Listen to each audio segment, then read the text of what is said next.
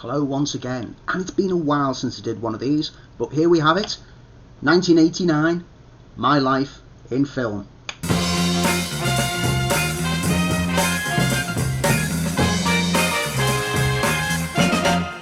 So 1989, I know it's been a while since I finally got round to doing this, but as you can see from the channel, I've been a little busy with a lot of other things.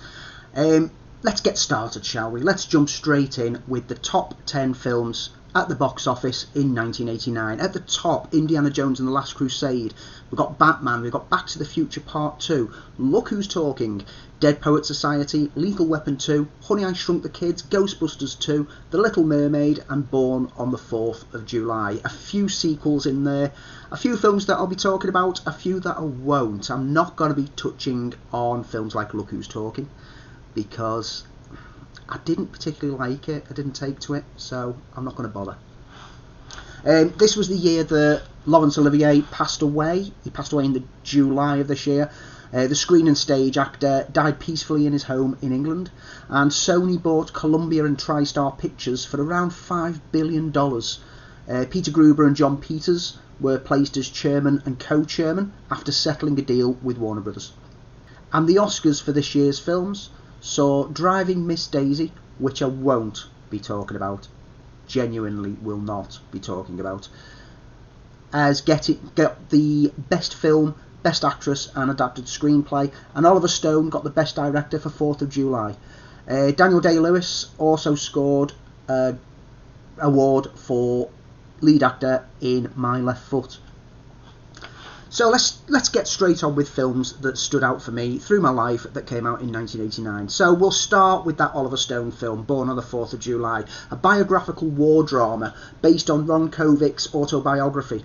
And this was one of those films that, again, showed me what Tom Cruise was capable of doing, because he plays the patriotic soldier heading off to war, ready to fight for his country, who gets paralysed in action and returns back home wheelchair bound and changes his whole stance on war and becomes quite key in the anti-war and the peace movement which is going on at that point in time. It's a powerful performance by Cruise, and genuinely, if by this point people are still dismissing him as just a pretty boy actor who can only do one thing, they really need to pay attention to this film. For the UK, we had Scandal came out, which saw the late great John Hurt starring in a fictionalised account of the Profumo affair that shook Macmillan's government. It's a film that in lesser hands would have just been dreary and dull, but it's populated with a great cast.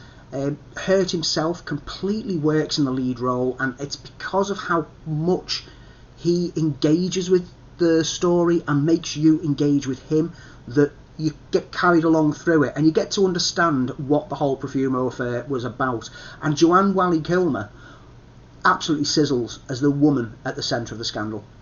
Great film, something that I've not gone back to re-watch since. I've only watched it the once, but it still resonates within my head, which shows how good it actually was. Deadpool Society. Now, this is another film that I've not gone back to in a good few decades, and I keep meaning to, but I've got that worry that it's not as good as I remembered, so I'm just going to stick with it and just say that this is one of Robin Williams' strongest turns. In this film, he plays an inspirational teacher who shakes up the establishment with a very unconventional manner. It's powerfully acted by all. Ethan Hawke had an early role within this one, and Peter Weir directs it with emotional perfection. There shouldn't be a dry eye in the house towards the last act of this film.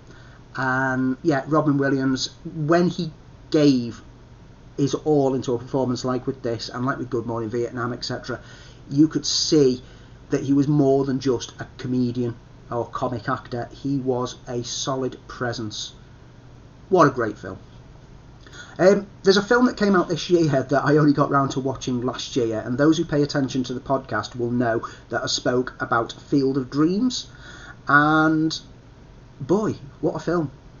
This was a film that completely passed me by at the time, and then over the years people were bigging it up so much that I didn't want to see it in case it didn't live up to those expectations.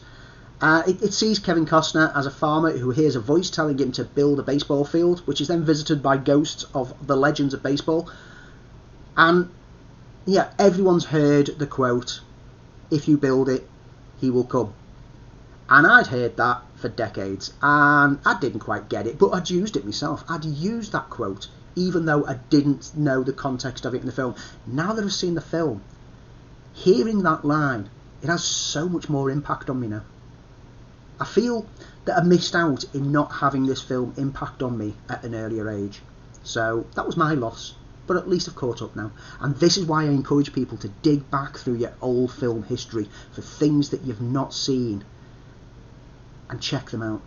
Because you never know when you're just going to find a complete surprise that you're overlooked. Action films this year.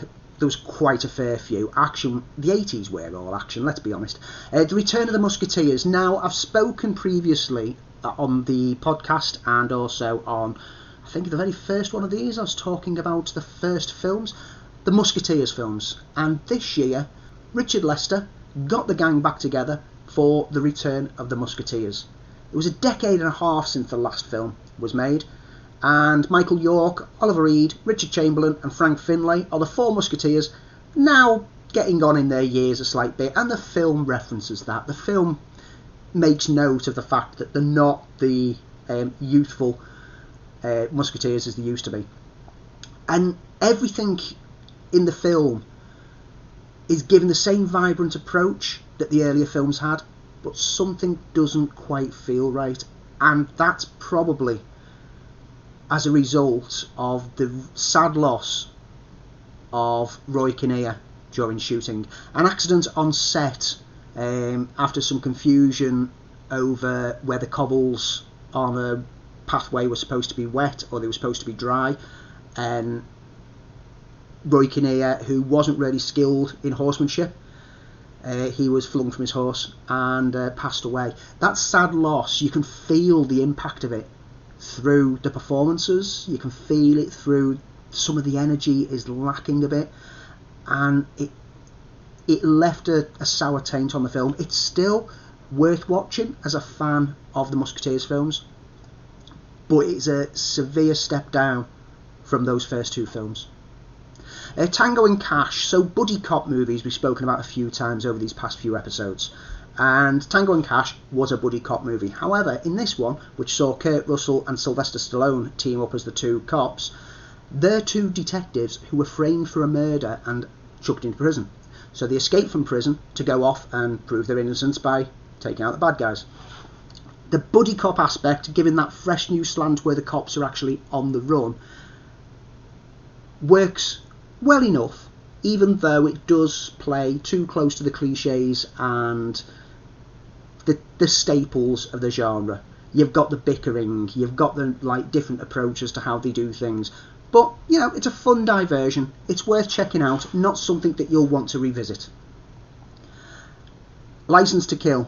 We spoke about this being in production on the last episode, and this was Timothy Dalton's second outing as Bond, and sadly his last. He cemented how perfect he was in the casting of Bond in this film, but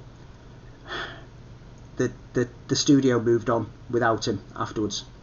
It's hard-edged, it's a personal revenge mission that Bond goes on this time round, and this film ranks amongst my favourites of the series. It'll be a good decade and a half before Bond would try to become this hard-edged again, and it'll do that when Daniel Craig gets involved. But because the films weren't received as popularly as the comedy aspects of the Roger Moore eras, the studio decided that going for this rough-edged Bond was maybe a bad approach. And so, well, we'll get to it when we get to GoldenEye. Sequel time. Lethal Weapon 2. Lethal Weapon 2 manages to do what a lot of sequels fail, in that it almost lives up to the first. It's a great continuation of the story. Riggs is still slightly on edge, a bit could go off the rails at any moment, but the friendship with Murtaugh that he started building up in the first film keeps him going. And Murtaugh's family have become his family.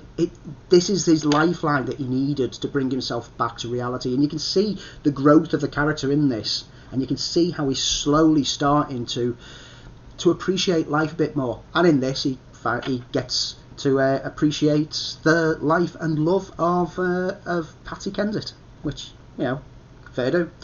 The film sees a South African crime ring causing some trouble in LA. However, the crime ring are linked to an important diplomat, which makes them investigating him slightly tricky. Joe Pesci is introduced into this film as Leo Getz. He would become annoying as the series went on, but in this film, just the right level of comic relief to not get in the way of the story and to feel like he deserves to be there. And Joss Ackland chews the scenery around him as he spouts off about diplomatic immunity. It's a great film. It plays a lot on the apartheid elements of the time, so it is slightly dated in that aspect that we are far beyond there now. But it is a great, cracking sequel with some marvellous action pieces and some good banter and comedy. Indiana Jones and the Last Crusade. Now here's a sequel that some people do actually say is better than the previous two films. And I can kind of see where those people are coming from. Even though the first Indiana Jones film, Raiders of the Lost Ark, is still my favourite, I can really understand people who say, no, this one is the best one. And the reason why is because bringing in Sean Connery as Indiana Jones's father was a stroke of genius. Ford and Connery play alongside each other and against each other brilliantly throughout. Bickering, banter, it adds a chemistry that the previous films didn't quite have. It's got memorable, entertaining action in there. It's the whole adventure is them seeking out the Holy Grail, which Jones Sr., played by Connery, had been tracking down using his Grail diary for many, many years. And then when he goes missing and the Grail diary arrives on Indy's desk, Indy thinks that it's been sent to him so he can track down his father and help rescue him, whereas really he was just basically trying to get the diary to safety so the Nazis wouldn't get hold of it. And that's where it works. Is like the second film, Temple of Doom, it went for a completely different approach, but let's be honest, when Indy's battling Nazis, that's when it really works. There was a marvellous LucasArts adventure game that got released for this that I played over and over again. There was a point-and-click adventure with like options and everything, and it followed the story of the film, and great, absolutely great. I've got a lot of love for the Indiana Jones and the Last Crusade film, and I think I might go and rewatch it later. Black Rain came out this year. Now, I've not seen this one for a couple of decades either, but when I did watch it, I must have watched it 3 or 4 times a week. Michael Douglas, Kate Capshaw and Andy Garcia head up the film, which sees New York cops tracking down Japanese gangsters in Osaka. Ridley Scott's visual style captures the beauty and threat of the Japanese underworld, and this was a film that, like I say, I watched over and over again when it came out on home release. I took the tone of this film as inspiration for some tabletop RPG games set within that murky yet fascinating world. I used the Palladium Systems Ninjas and Super Spies RPG. Marvellous system, still got it in my cupboard. If I could find a group to do gaming with around a table, I'd be over this like a shot. Anyway, Black Rain, great film, one of Ridley Scott's lesser known films. It's one of the ones that gets overlooked. People always remember his big hitters, but this is one that people kind of don't realise was one of his. Check it out. The Punisher came out this year. No, I'm not going to talk about this. This is the Dolph Lundgren starring Punisher. No, just no. So let's move on to another comic book character, Batman. Now, Tim Burton was a strange choice to bring the Bat to the screen, and Michael Keaton being cast. Whew, man, if the internet had been created and up and running by this point in time, if Twitter was here when he was cast, Twitter would have exploded and crashed under a barrage of hashtags, not my Batman, who cast this Muppet.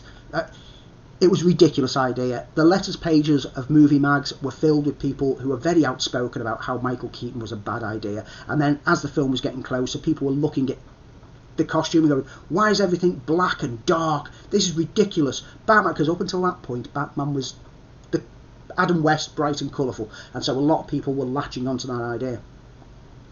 And then the film came out. And boy, was it a hit.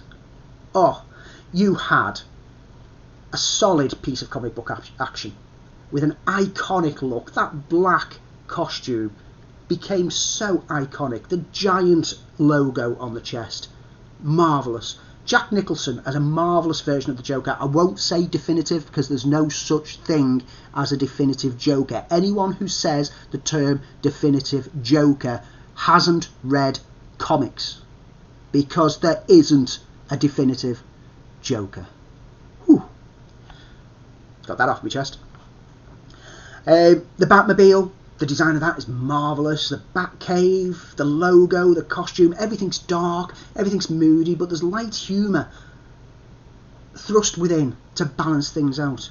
And that score by Danny Elfman, that score became synonymous with the character to such a degree that the Batman animated series, which wasn't really designed to emulate the films, it was more comic book style, even though it did steal the Batwing and the Batmobile designs and expanded on them. But it took the music, because that Elfman score was magnificent and still is. Can't really go without saying that Prince also contributed his own soundtrack to the film, which some of it is layered within the film, and his album that was released was a huge success. It was fun, but Prince didn't sell the film, everything else did. Marvellous film. Let's move on to sci-fi and fantasy, because it's a nice spin-off from comic book entertainment. And we had The Abyss. Now, we've spoken about The Abyss on the podcast, and if you check out the podcast and look at the compilation, just the reviews volume 4, you'll hear that section within there. Cameron's film captivated me, even on its original cinematic release, and it introduced me to the brilliance of Ed Harris. I won't say much more on The Abyss, because we've spoken in depth on the show about what an impact it had on us. Suffice to say that by this point, James Cameron was a name that I was going to be watching out for everything that he does. Star Trek V, The Final Frontier. Oh man, how did my love go so wrong? After a contract deal paved the way for Shatner to direct, because he had a deal made that whatever Leonard Nimoy was allowed to do or got paid or got some input into, he would also be able to get an equal share. And so because Nimoy had directed, Shatner got a chance to direct, and sadly we got this Search for God mess of a film that has one or two good ideas, introducing Cyborg. Cyborg was quite an intriguing idea, but Shatner was not as deft with direction as his colleague Nimoy was, and the whole thing comes across as an ego exercise and nothing more.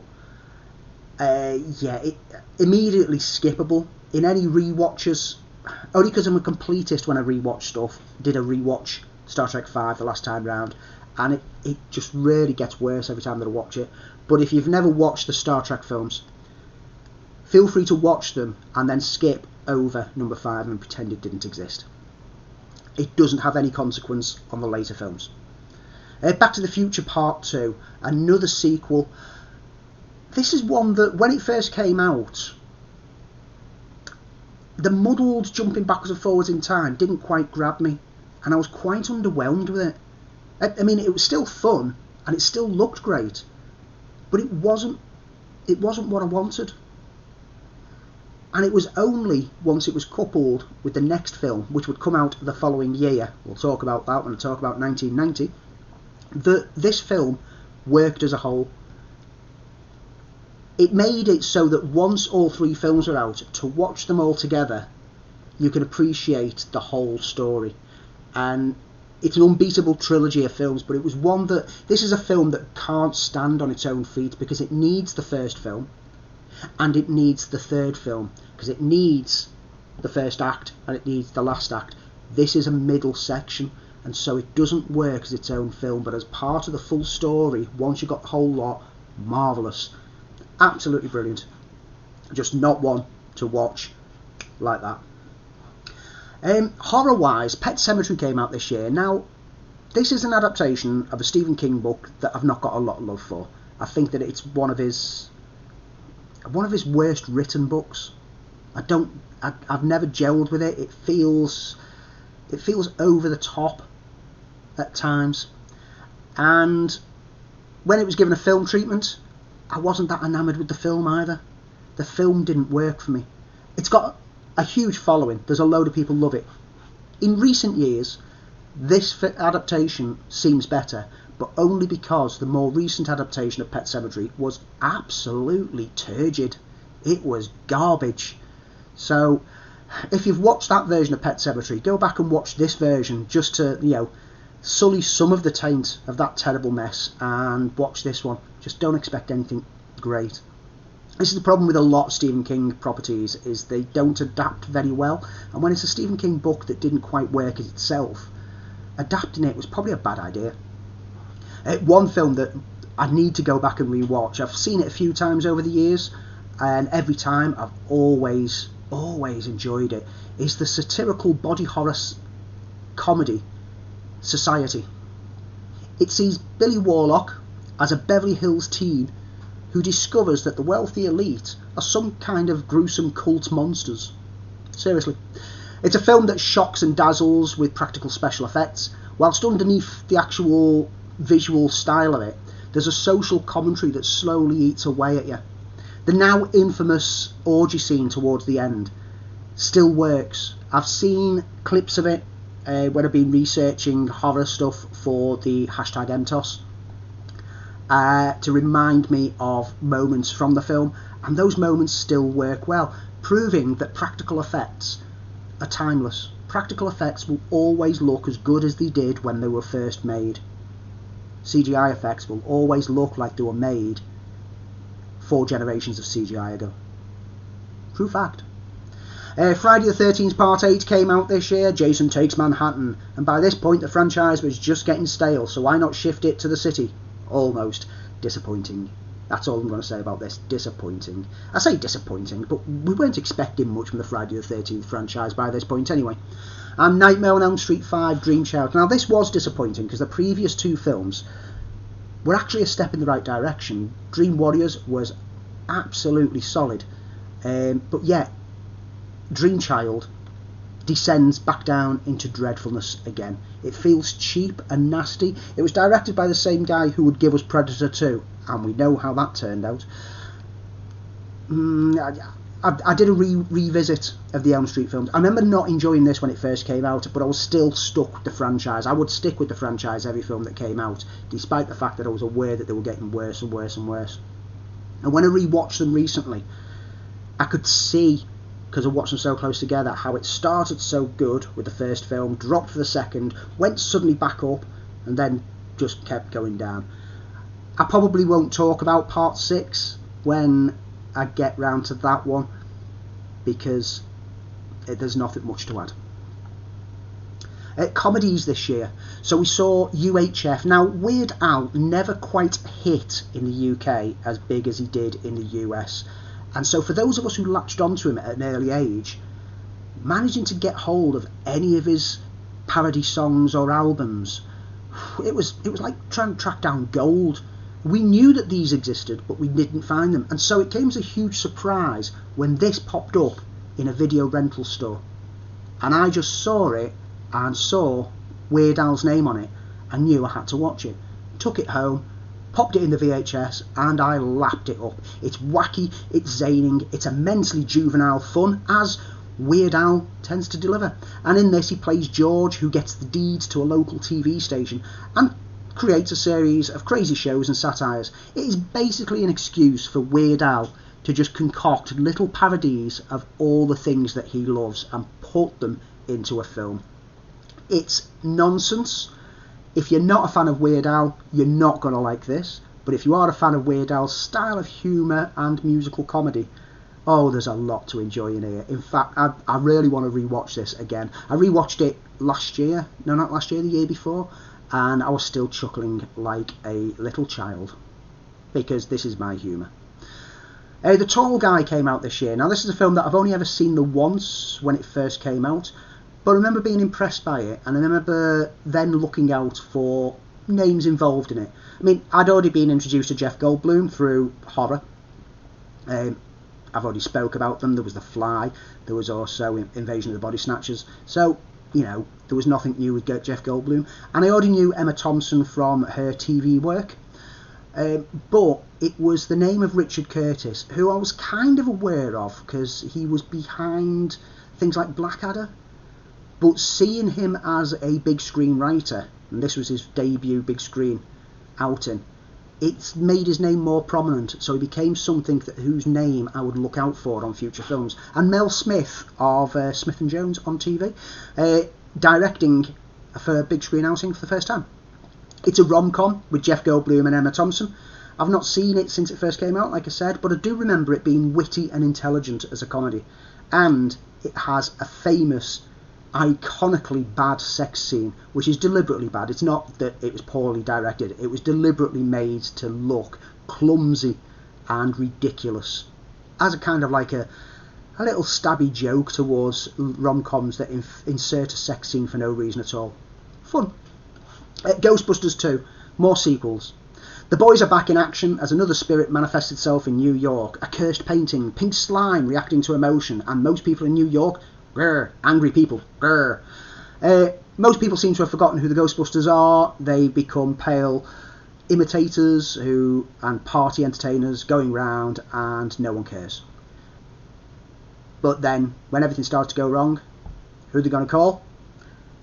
He-Man. It's fun, but it's derivative, and it's not doing anything more than what the first film did. It pales in comparison to the first, but you know what? It's diverting entertainment. Bill and Ted's Excellent Adventure came out this year. Bill S. Preston and Ted Theodore Logan need to pass their history class, but they don't realise how important it is that they succeed until Rufus arrives from the future in a time-travelling phone box to guide them towards their destiny. Thus they set about, travelling through time, kidnapping historical figures to use in their showcase to the school. It's fun, it's energetic, and it has an Iron Maiden gag that made me chuckle. A dumb comedy with an intelligent streak, and this is a long-time favourite of mine. I absolutely love the characters of Bill and Ted. This film was deserving of that love, and I've watched it over and over again throughout the years, as with Bogus Journey, which we'll talk about once we get to that year. And let's round off with family films. So National Lampoon's Christmas Vacation. I've spoken about my love of the National Lampoon's Vacation series so far, and this is more fun from the Griswolds as they prepare to host a Christmas, but everything seems to be going wrong. This is a film that I didn't latch onto when it first came out. However, over the years it's become a firm festive favourite, and once again Chevy Chase completely owns the film. And Honey, I Shrunk the Kids. Rick Moranis plays a scientist who accidentally shrinks his kids and throws them out with the garbage. Cue an excuse for Joe Johnston to show off his special effects work, because that's where he started, special effects. And it's a Land of the Giants kind of approach. It's an inspired comedy adventure. Moranis is utterly great, and you know, he's been sorely missed since he stepped away from making films to raise a family. And the film is a solid family caper. Absolutely worth going back to. I believe that it's now on the Disney Plus service, so worth checking out if you've not already seen it. And that pretty much rounds up the films that I wanted to draw on. I know there's a load of films that I've not mentioned. It's because they either A, didn't impact on me, or B, I've not watched in so long that I've kind of forgotten them. Or maybe even C, I just haven't watched them. Such as, and here we get to the list that everyone always criticises me for, I've not seen Glory. Now, I have got this bookmarked on Netflix at the moment because it's landed on there, so this is going to get watched. The Burbs, Driving Miss Daisy, I've told you I've not seen that at the head of the show. I'm not going to. I have to, don't I? Because it's part of my filling the Oscar history. Oh. Anyway, I've not seen Heathers. I've not seen Do the Right Thing. I've not seen Meet the Feebles. I've not seen Drugstore Cowboy. I've not seen, and the reason why I've not spoken about it, despite mentioning it earlier on, is My Left Foot. I've not seen The Fabulous Baker Boys. And I've not seen When Harry Met Sally.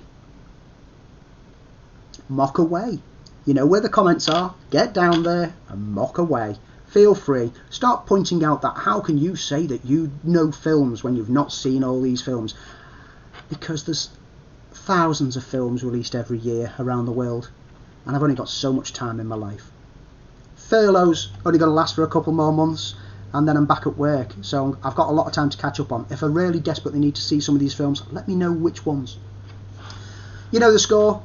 Comment, like, subscribe, share. Head over and check out the podcast.